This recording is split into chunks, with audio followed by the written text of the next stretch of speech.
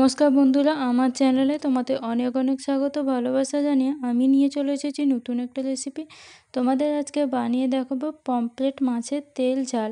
এই রেসিপিটি কিভাবে বানাবো সেটাই তোমাদের সঙ্গে শেয়ার করব। তোমরা পুরো ভিডিওটা আমার সঙ্গে দেখতে থাকো। আর গরম গরম ভাতের সঙ্গে এইভাবেই যদি তোমরা পমফ্রেট মাছ বানিয়ে নিতে পারো তাহলে খেতে দুর্দান্ত লাগবে। তো পমফ্রেটের তেল ঝাল বানানোর জন্য আমি এখানে আগে থেকে পমফ্রেট মাছটাকে নুন আর হলুদ গুঁড়ো মাখিয়ে ভেজে নিয়েছি সর্ষের তেলে। আর ছোট ছোট করে এইভাবে আলুগুলো কেটে নিয়েছি, কুচনো পেঁয়াজ আছে, আর এখানে আছে আদা রসুনের পেস্ট। এই কয়েকটা উপকরণ দিয়ে আমি পমফ্রেট মাছের তেল ঝালটা বানিয়ে নেব।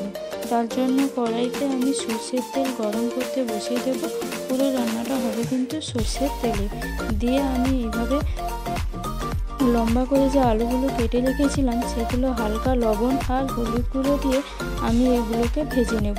হালকা একটু লালচে কালার করলে আমি আলুগুলো ভেজে আমি তুলে নিচ্ছি। দেখো, সুন্দর করে লাল করে আলুগুলো ভেজে আমি এগুলোকে তুলে নেব।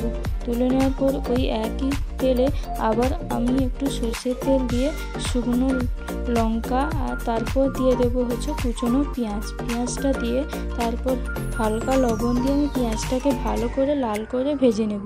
তারপর দিয়ে দিচ্ছি আদা রসুনের পেস্টটা দিয়ে ভালোভাবে মশলাটা কষে তারপর দিয়ে দেবো হলুদ গুঁড়ো, লাল লঙ্কার গুঁড়ো, তারপর একটু পরিমাণ দিয়ে দেবো হচ্ছে কাশ্মীরি লঙ্কার গুঁড়ো।